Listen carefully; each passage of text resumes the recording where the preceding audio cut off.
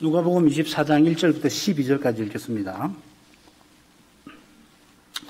안식 후 첫날 새벽에 이 여자들이 그 예비한 향품을 가지고 무덤에 가서 돌이 무덤에서 굴려 옮기운 것을 보고 들어가니 주 예수의 시체가 되지 아니하더라. 이를 인하여 근심할 때 문득 찬란한 옷을 입은 두 사람이 곁에 섰는지라. 여자들이 두려워 얼굴을 땅에 대니 두 사람이 이르되 어찌하여 산 자를 죽은 자 가운데서 찾느냐. 여기 계시지 않고 살아나셨느니라. 갈릴리에 계실 때 너희에게 어떻게 말씀하신 것을 기억하라. 이르시기를 인자가 죄인의 손에 넘기워 십자가에 못 박히고 제3일에 다시 살아나야 하리라 하셨느니라 한데, 저희가 예수의 말씀을 기억하고 무덤에서 돌아가 이 모든 것을 11 사도와 모든 다른 이에게 고하니, 이 여자들은 막달라 마리아와 요한나와 야곱의 모친 마리아라. 또 저희와 함께한 다른 여자들도 이것을 사도들에게 고하니라. 사도들은 저희 말이 허탄한 듯이 배워 믿지 아니하나 베드로는 일어나 무덤에 달려가서 굽히려 들여다보니 세마포만 보이는지라. 그 된 일을 기이 여기며 집으로 돌아가니라. 지난 넉주에 요한복음에서 그리스도의 순환을 우리가 살폈는데, 오늘부터는 이 누가복음에서 그리스도의 부활을 함께 생각하고자 합니다. 바울 사도가 주께 받은 것, 곧 나의 전한 그 말을 굳게 지키고 헛되이 믿지 아니하였으면은 이로 말미암아 구원을 얻으리라 담대히 전했지요. 담대히 전한 그 복음을 내가 부끄러워 아니하노니 모든 믿는 자에게 구원을 주시는 하나님의 능력이라 자랑스럽게 그 복음을 자랑스럽게 여긴다 고백하였습니다. 이런 담대한 전파와 자랑스러운 고백은 사도가 전한 복음이 이 구원을 주시는 하나님의 능력인데 있는 것입니다. 사도가 주께 받아 전한 복음이 바로 그리스도의 십자가와 부활입니다. 복음을 전한다는 것은 결국 그리스도를 전하는 것입니다. 그리스도를 전할 때 그리스도께서 자기를 그 영광을 드러내시는 것이죠. 부활하신 그리스도께서 우리를 위하여 십자가를 지신 그 거룩한 사랑을 특별히 드러내십니다.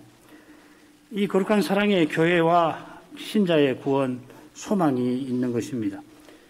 교회가 당면한 문제의 해답이 부활하신 그리스도께 있고, 그분이 우리의 영광스러운 미래이십니다. 바로 여기에 교회가 그리스도의 몸과 지체라 고백하는 고백의 실질이 있습니다. 그 실질이 바로 그리스도 안에 그리스도와 함께입니다. 복음을 전하고 받는 교회가 그리스도와 함께하고 또 서로 함께하는 것입니다. 성도의 교제가 여기 있는 것이죠. 누가가 말씀의 목격자들에게서 이 사도를 가리키는데, 그 내력을 듣고 그 모든 일의 근원부터 자세히 살펴서 우리 중에 이루어진 사실로서 부활을 24장에 기록해 놓았습니다. 필시 이 누가는 마태나 마가나 요한 그리고 고린도 전서에 기록된 부활의 사실들을 잘 알았을 텐데 독특하게 주님의 부활을 써나가고 있습니다. 그 내용을 크게 넷으로 나누어 볼 수 있을 것 같아요. 오늘 읽은 부분이 첫째 부분입니다. 안식 후 첫날에 여인들이 천사의 증언을 듣고서 11 사도들에게 알렸다 하는 거고요. 그 다음 13절부터 35절까지가 엠마오로 가는 두 제자에게 예수님이 나타나셔서 고난과 부활을 증언하시고 특별히 함께 식사하신 내용이 나옵니다. 그들이 이제 예루살렘으로 다시 돌아가서 제자들에게 알리지요. 그때 주님이 나타나셔서 역시 이 주님의 고난, 부활, 특별히 복음 전파에 대해서 증언하시는데 그 내용이 36절부터 49절까지고, 그 다음에 50절부터 53절까지는 주님이 축복하시며 승천하셨다 하는 내용으로 끝납니다. 처음 세 단락에 보면은 주님의 고난과 부활에 관한 말씀이 4번 나옵니다. 그 중에 두 번째 엠마오로 가는 두 제자의 말은 그리스도의 십자가와 부활에 관한 이야기지만은 증언답지 못합니다. 그들이 주님들어 홀로 알지 못하느뇨 하며 주님의 십자가와 부활에 관해서 말하지만 저희 눈이 가려워져서 예수님인 줄을 알지 못하던 상태였습니다. 주님께서 성경을 들어서 증언하시니까 비로소 그들의 마음이 뜨거워졌고 떡을 떼어 주실 그때에야 저희 눈이 밝아져서 예수신 줄 알아보았습니다.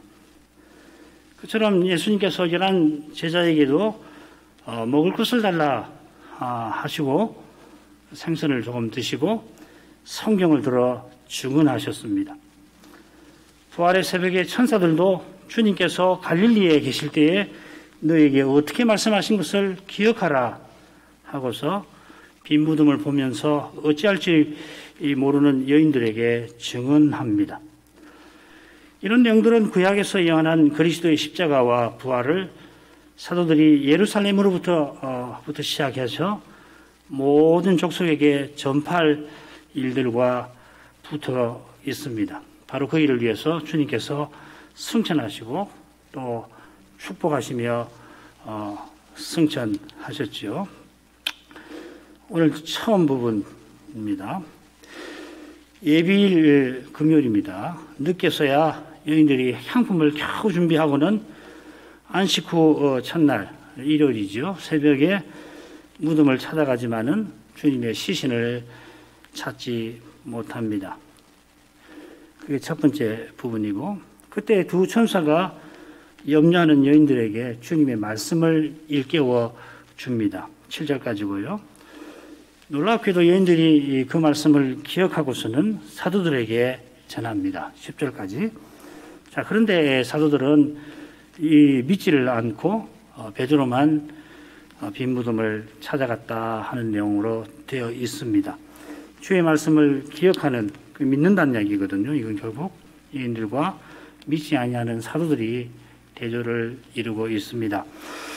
1절부터 4절 상반절까지 읽겠습니다. 안식 후 첫날 새벽에 이 여자들이 그 예비한 향품을 가지고 무덤에 가서 돌이 무덤에서 굴려 옮겨온 것을 보고 들어가니 주 예수의 시체가 되지 아니하더라. 이를 인하여 근심할 때에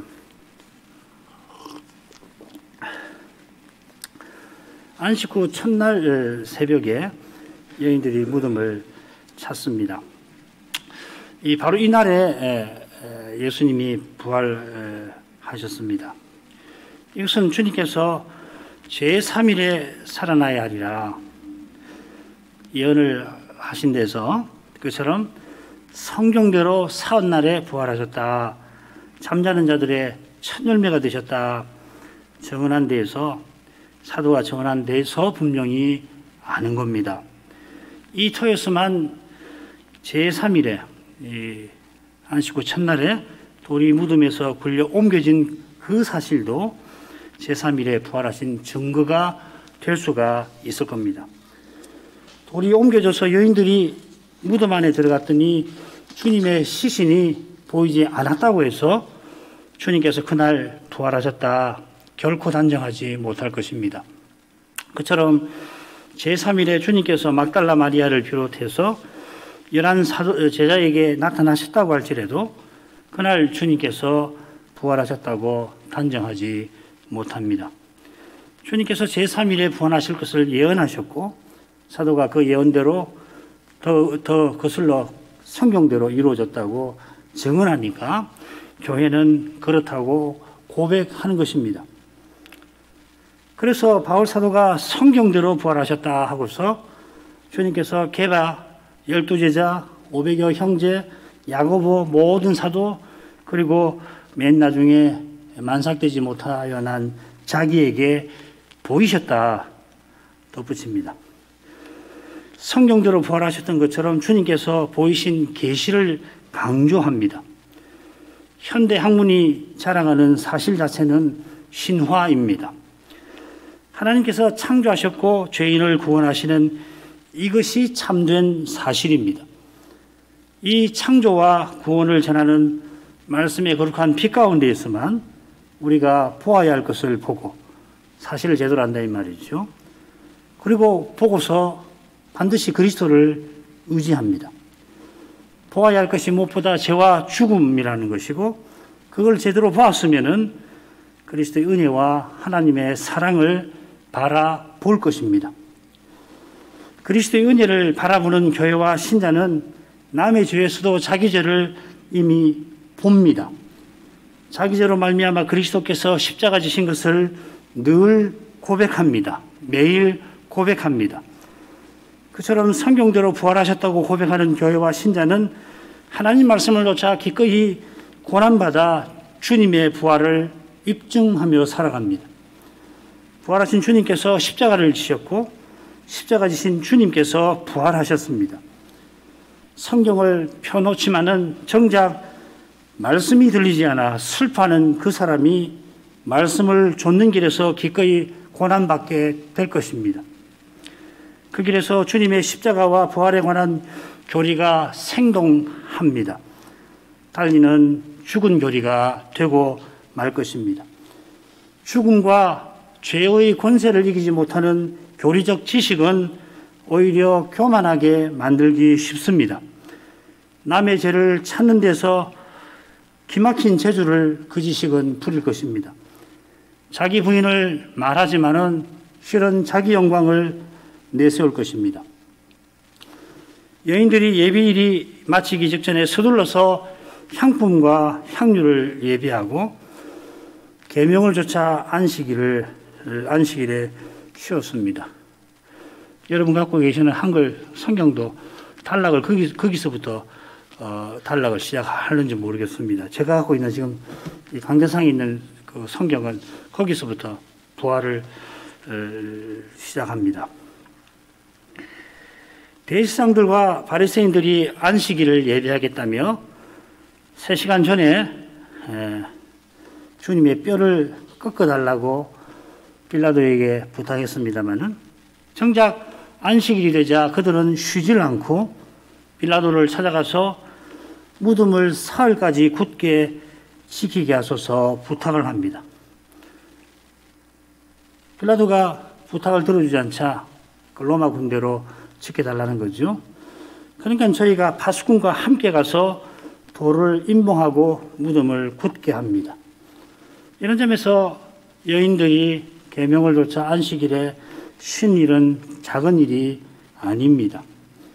이 여인들도 틀림없이 누가 그 무덤에 무거운 돌을 굴려줄 것인가 마음에 염려가 가득했습니다마는 그래도 하늘아버지께서 그들더러 쉬게 하셨습니다. 이는 그리스도께서 십자가를 지신 덕분입니다. 주의 뜻대로 염려한 이들은 이런 신비한 쉼을 맛본 경험이 틀림없이 있을 겁니다. 참된 쉼은 하늘에서 내려오는 것이고 그리스도의 십자가와 부활 덕분인 것입니다. 안식 후 첫날 새벽에 여인들이 무덤에 갑니다.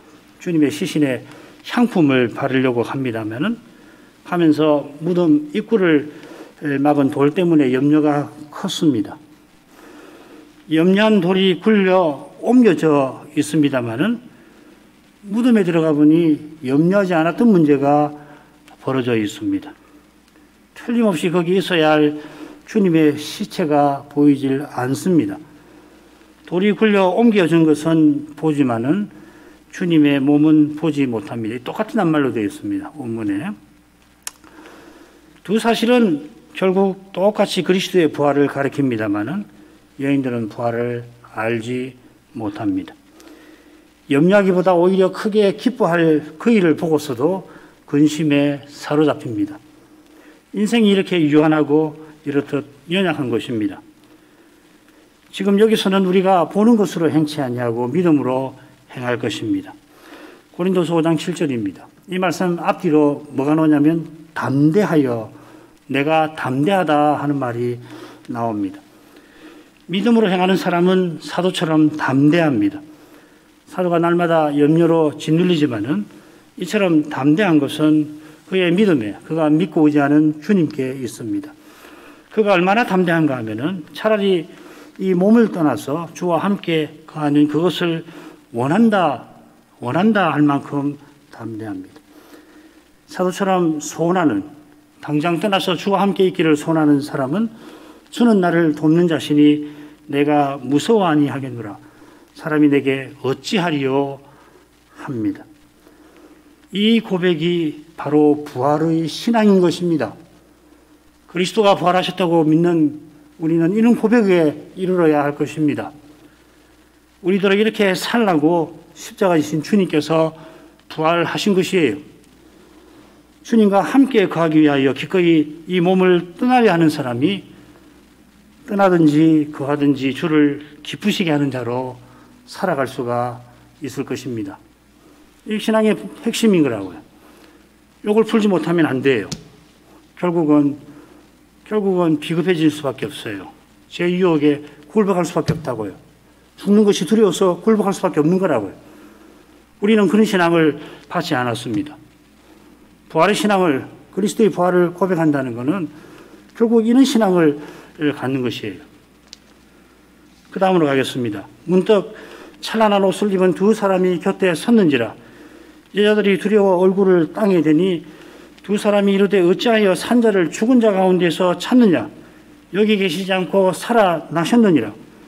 갈릴리에 계실 때에 너희에게 어떻게 말씀하신 것을 기억하라. 이러시기를 인자가 죄인의 손에 넘겨 십자가에 못 박히고 제3일에 다시 살아나야 하리라 하셨느니라 한대.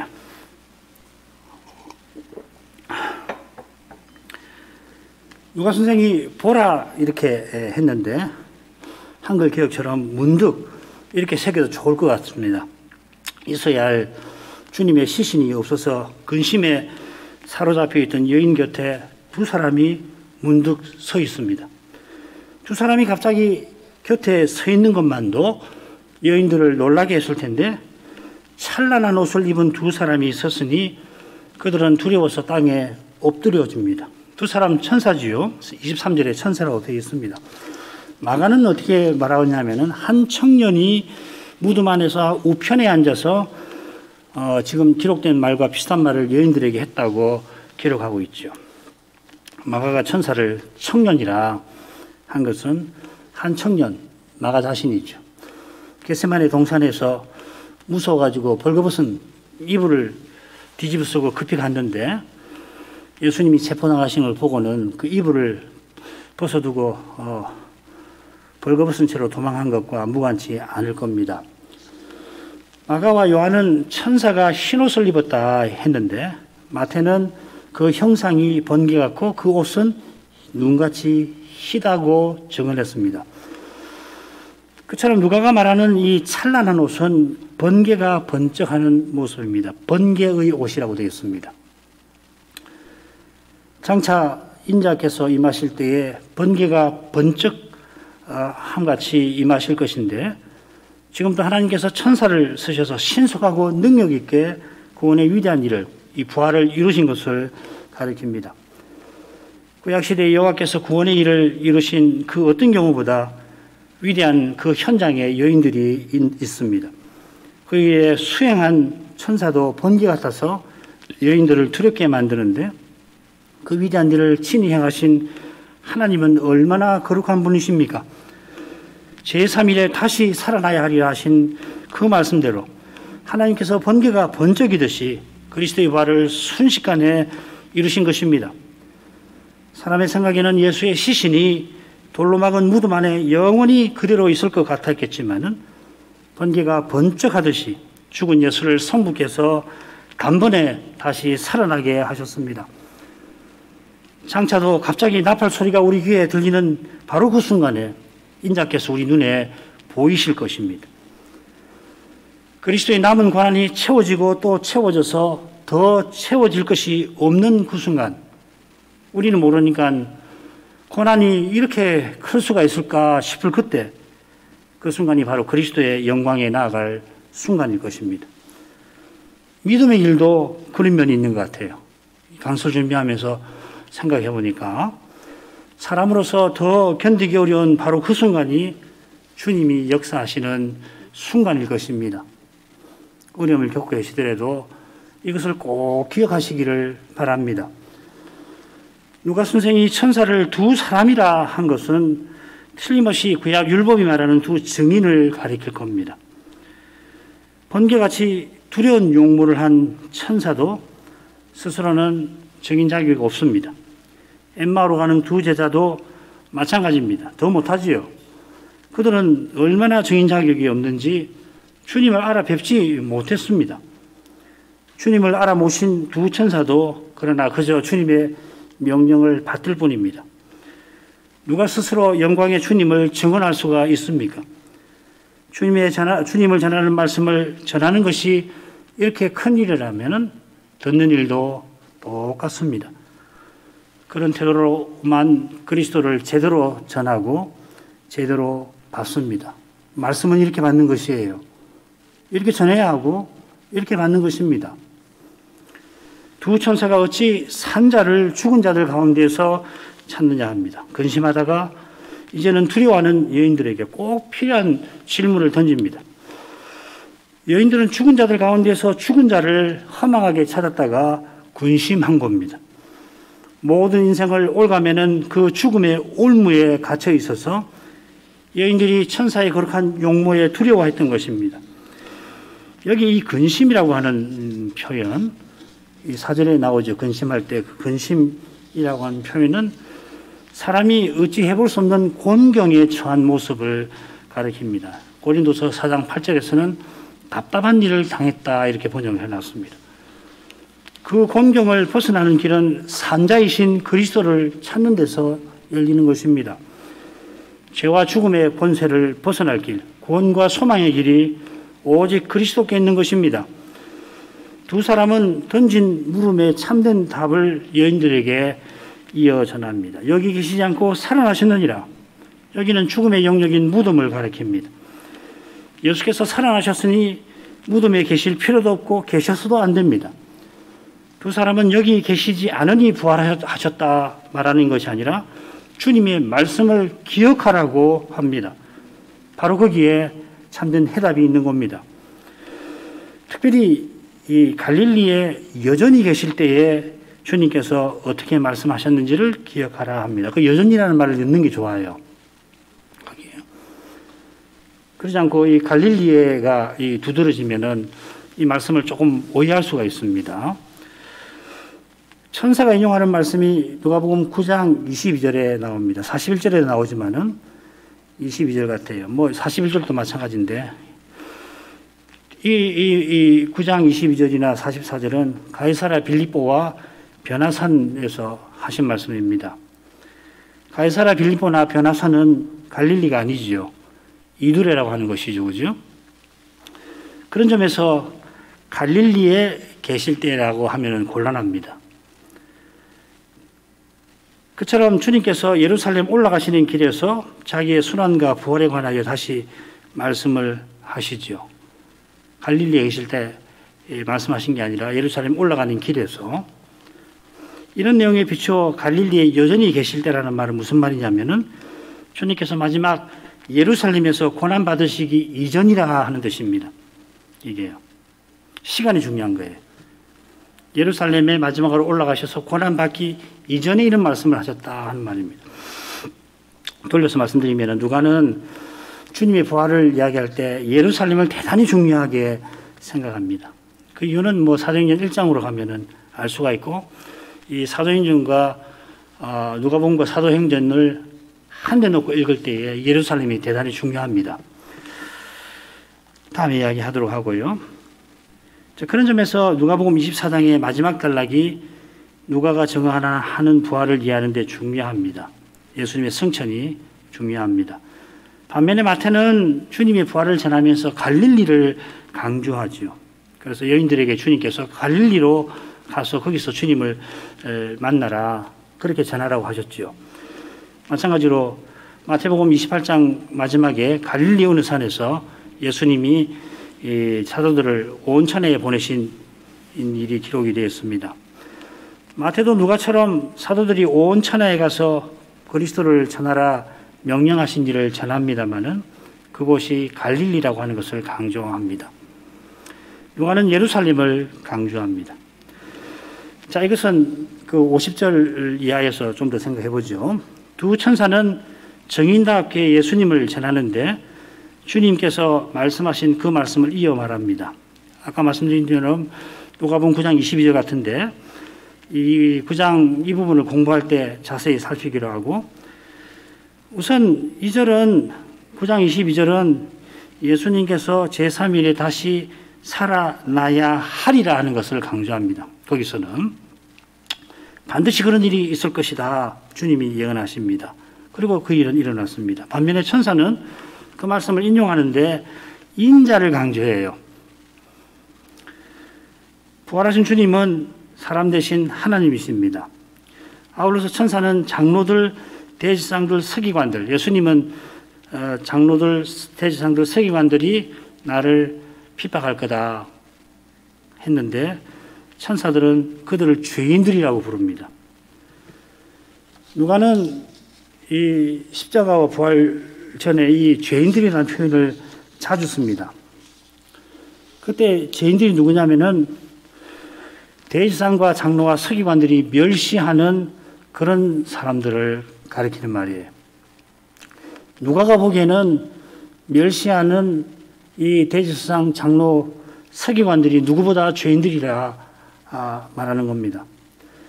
아울러서 누가복음에서 처음으로 죄인이라는 말을 누가 사용하냐면 주님이 부르실 때 베드로가 처음 사용합니다. 베드로가 주님의 거룩한 영광 앞에서 나는 죄인이니 나를 떠나소서 했죠. 똑같은 심정이 누가복음 18장에 나오는 그 기도에 나오는 세리의 심정일 겁니다. 자기를 죄인이라고 고백하는 이 세리는 의롭다함을 얻었고 스스로 의롭다 여기는 바리새인은 의롭다함을 못 얻을 뿐만 아니고 그들이 메시아를 죽였습니다. 천사가 전한 말씀이 주님의 예언입니다마는 그 예언이 성취된 관점에서 이처럼 더러 강조하면서 천사가 전하는 것입니다. 자, 그 다음으로 가죠. 8절부터 10절 읽겠습니다. 저희가 예수의 말씀을 기억하고 무덤에서 돌아와 이 모든 것을 전한 사도와 모든 다른 이에게 고하니 이 여자들은 막달라 마리아와 요한나와 야고보의 모친 마리아라. 또 저희와 함께한 다른 여자들도 이것을 사도들에게 고하니라. 사도들이 기억하라 했는데 여인들이 주님의 말씀을 기억합니다. 자, 이것이 이어지는 말씀 마지막 부분 이해하는 데 중요할 겁니다.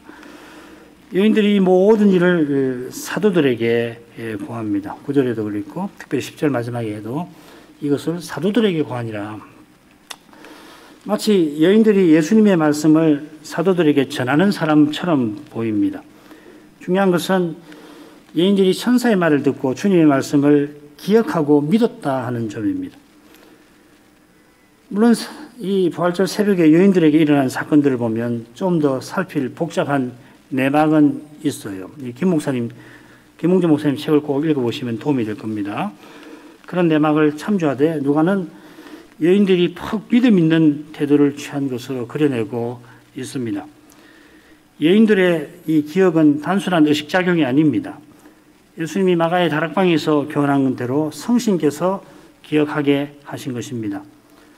마태복음 28장 8절에 보면은 그 여인들이 무서움과 큰 기쁨으로 무덤을 빨리 떠나 제자들에게 알게 하려고 다름질했다. 그렇게 되어 있습니다. 큰 기쁨으로 부활을 믿었다는 이야기죠. 게다가 길에서 주님을 만났으니까 그들이 사도들에게 전할 때는 확신을 가지고서 전한 겁니다. 이것은 사도들의 반응에 비춰 중요한 의미를 가질 겁니다. 11절 12절 넘어갑니다. 사도들은 저희 말이 허탄한 듯이 배어 믿지 아니하나 베드로는 일어나 무덤에 달려가서 굽으려 들여다보니 세마포만 보이는지라. 그 된 일을 기이 여기며 집으로 돌아가니라. 누가 선생은 이 사도들이 믿지 못하는 것을 강조하고 있습니다. 저희 말 이렇게 번역을 해놨는데 그렇게 번역하면 안 됩니다. 이 말씀들이라고 해야 정확합니다. 여인들이 말한 건 맞지요. 그러나 여인들이 주님의 말씀을 기억하고 주님의 말씀을 전했던 겁니다. 자기 말들 한 거 아니지요. 사도들에게 이 말씀들이 허탄한 듯이 보였다 했습니다. 허탄이라고 하는 말은 거짓되고 믿음지 못하다 하는 뜻인데, 이 사용된 이 말은 무슨 뜻이냐면 허튼 말이라는 말입니다. 설마 이 사도들이 주님의 말씀을 함부로 대하지는 않았겠습니다마는 그 말씀을 전하는 여인들을 무시한 것입니다. 여인들을 믿지 아니하나, 그 믿지 아니하다 하는 말도 거기에 여인들이라고 써놔야 됩니다. 누구를 믿지 않냐면 여인들을 믿지 아니하였다 이렇게 되어 있습니다. 주님께서 길에서 여인들을 만나 주님의 말씀을 제자들에게 전하라 하셨습니다마는 앞으로 주님의 말씀을 온 세상에 전할 제자들은 아직 이런 상태였습니다. 이런 데서 성경이 참 하나님 말씀이구나 알게 됩니다. 그처럼 누가 선생이나 사도들이 과연 하나님 말씀을 전한 사람이 맞구나 하는 것을 알게 됩니다. 그분들은 자기들이 죄인인 줄을 겸손히 고백한 사람들입니다. 당시 남성 중심 사회의 분위기에 비추어도 이런 기록이 남아있다는 것이 놀라운 점일 뿐 아니라 지금 여성의 인권을 드높이는 지금도 그러합니다. 여성도 남성과 똑같이 스스로는 죄를 깨닫고 겸손히 고백하지는 못해요. 이 점에서 뭐 남자나 여자나 드날 것이 하나도 없지요. 여성도 남성과 똑같이 스스로는 하나님 말씀이 허탄하게 보일 뿐입니다. 성신의 가마 아니고서는 아무도 사람이 전하는 복음을 하나님 말씀으로 받지를 못해요. 사람이 저희 복음을 전하는데 하나님 말씀으로 받는 이런 일은 우리 사는 이 현대 사회에서 더욱 기적 같은 일입니다. 다른 시대에도 기적이지만은 정말 이런 시대에 이런 고백을 하는 교회는 기적 같은 현상입니다. 그리고 이런 기적 없이는 그리스도의 교회가 그리스도의 몸답게 서나가지 못합니다. 이런 일이 없으면 안 돼요. 이런 기적이 있어야 합니다. 달리 은혜라고 말하는 것이죠. 베드로는 다른 사도들과 다릅니다마는 스스로는 다른 사도들보다 결코 낫지 못합니다. 그가 여인들의 말을 듣고 일어나 무덤에 달려갑니다. 요한복음 20장 장면하고 비슷하지요. 거기 보면은 요한이 함께 갑니다. 베드로가 먼저 무덤에 들어가서 보니까 세마포만 보입니다. 놀랍게도 세마포를 풀어 헤쳐버린 게 아니라 개켜 있습니다. 마치 주님의 몸만, 마치가 아니죠. 주님의 몸만 쏙 빠져나오신 것처럼 주님의 시신을 동동 감쌌던 그대로 세마포가 놓여 있습니다. 이 광경에 베드로가 기이 여기지 않을 수 없습니다. 요한이 증언하는 대로 저희는 성경에 그가 죽은 자 가운데서 다시 살아나야 하리라는 말씀을 아직 알지 못하더라 하였습니다. 기이 여겼을 뿐이지 이 말씀을 기억하지 못합니다. 베드로가 무덤에서 본 온갖 것들이 일제히 주님의 부활을 가리킵니다마는 그래 세마포를 보고 기이 여깁니다마는 스스로는 그리스도를 믿지 못합니다. 심지어 부활하신 그리스도를 눈으로 봐도 못 믿습니다. 누가 선생은 이 점을 무척 강조해요. 누가복음에서 주님은 믿지 못하는 사도들을 믿게 하려고 성경을 풀어 가르치십니다. 주님께서 지금도 그렇게 하십니다. 하늘에 계시니 땅에 있는 우리를 위하여 더욱 그리하시는 것입니다. 이만큼 하죠.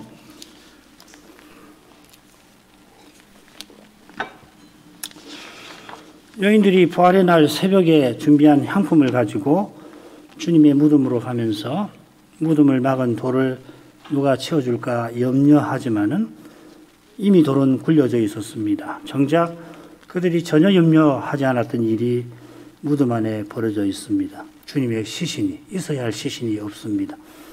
이게 염려할 일이 아니라 크게 기뻐할 일입니다만은 인생은 어찌할 바를 모릅니다.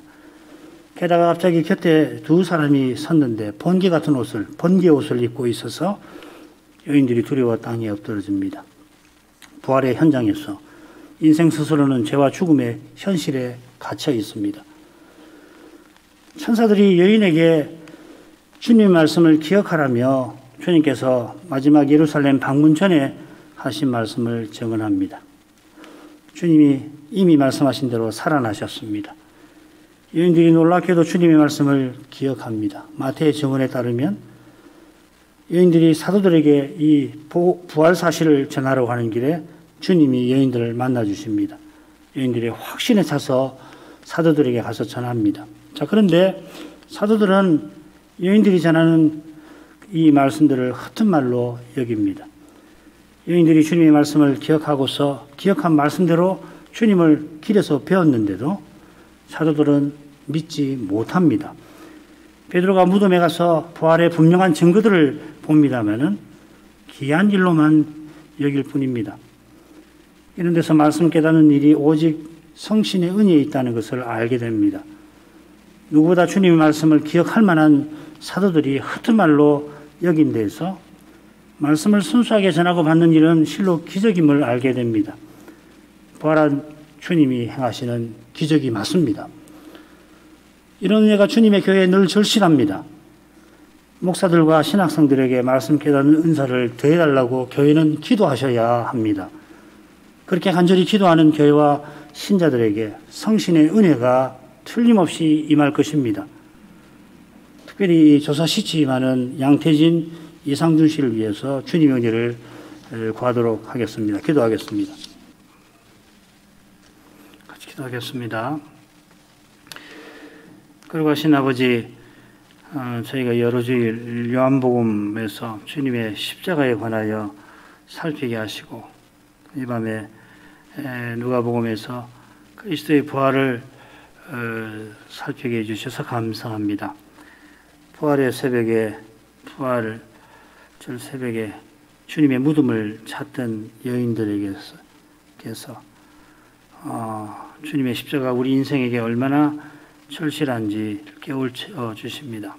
죄의 어둠이 얼마나 깊은지 여인들이 전하는 주님의 말씀을 허튼 말로 여기는 제자들에게서 환히 드러난 것처럼 주님의 십자가가 아니면은 이 두려운 죄의 책임을 벗을 길이 없고 그처럼 죄의 강력한 권세를 이길 힘도 오직 부활하신 주님께 있음을 고백합니다.